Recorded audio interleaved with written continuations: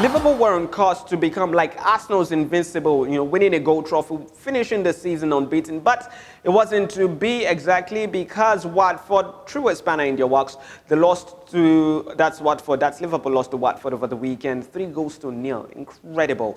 Well, welcome to the show. It's the Nutmeg on Guardian TV, and today it's Monday Musings. Today we're going to be talking Karabakh Cup winners, Manchester City. We're going to be talking the Elclasico, and we're going to be talking the demise of Liverpool's unbeaten run.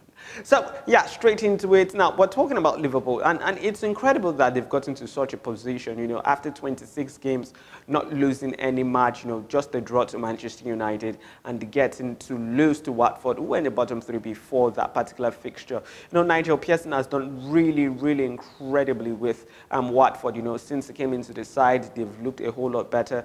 Ismaila Sarr, who got a brace in that particular fixture, has also been on a very good patch of form, and the defenders were playing out of their skin. Craig Cathcart and Christian Kabasele, so many clearances in that game. I think Kabasele had 13 clearances, while Cathcart had 10 clearances in that particular fixture.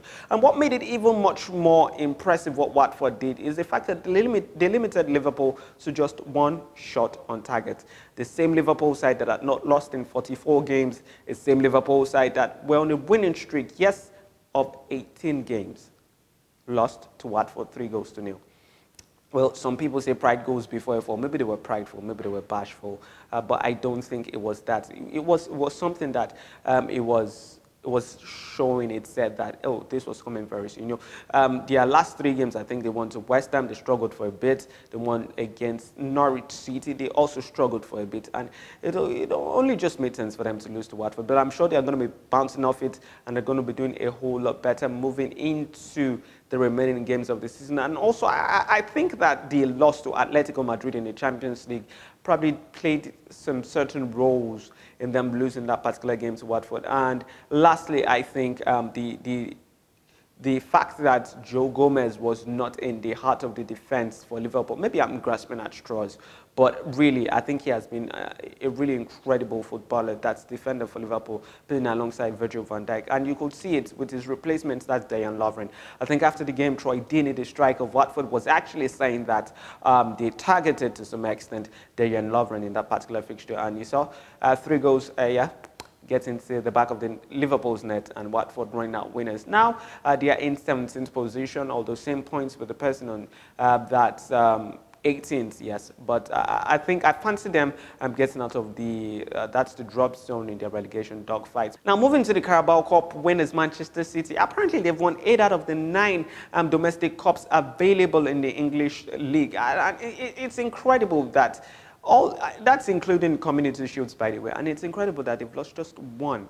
That game against Aston Villa, the Carabao Cup final, it ended 2-1, and the man of the match, Phil Foden, I think that boy has a brilliant future way ahead of him, and you saw that in that particular fixture, the way he dictated play, the way he switched play, and the fact that he is this very, very creative player, has great vision, knows how to play weighted passing behind, and knows how to move with the ball. So it was Aguero getting the goal, and Rodrigo also getting the goal in that particular fixture.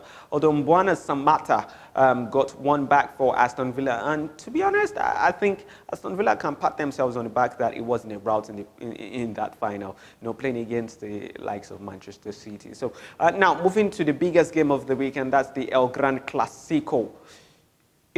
On our show on Friday, my guest that was here, that's John Omom, actually said for certain that Real Madrid were not going to be winning that particular fixture because, yes, there was poor form for Real Madrid. There was Zidane not getting some of his tactics right, them losing to Manchester City, and even in the last La Liga game, them losing to Levante. But apparently, I think those lads, that's the Real Madrid lads, they really heard.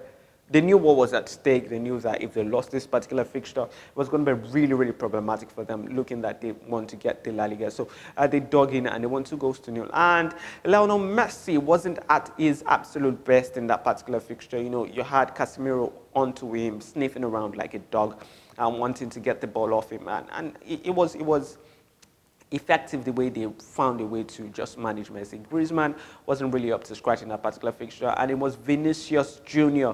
doing a whole lot of the work in that particular match. You know, he got a goal in that game. Mariano also got the second goal in that particular fixture. And I also liked Federico Valverde in that particular fixture. He did well, put himself about. It was energetic, he pushed a whole lot hard, and the game ended up 2-0 in the favor of Real Madrid. Real Madrid are now back on top of the table, 1 point ahead of Barcelona, and it makes the La Liga race even much more competitive. You know, you have the likes, you have Barcelona still breathing down Real Madrid's neck, and Real Madrid not wanting to slip up, knowing that they still have a tough tie, and that's in the Champions League if they get to that defeating Manchester City in the second leg. So that's all we can take on the show today on the Monday Musings. We keep it short, we keep it simple, and we make it enjoyable and fun for you. So do make sure you subscribe to this YouTube channel for you to get the lowdown, the roundup, and the best bits of analysis from the weekend's games, the weekend football matches across Europe and also in Africa. That's all I can take. This has been The Nutmeg, and my name is Solomon Fowowe.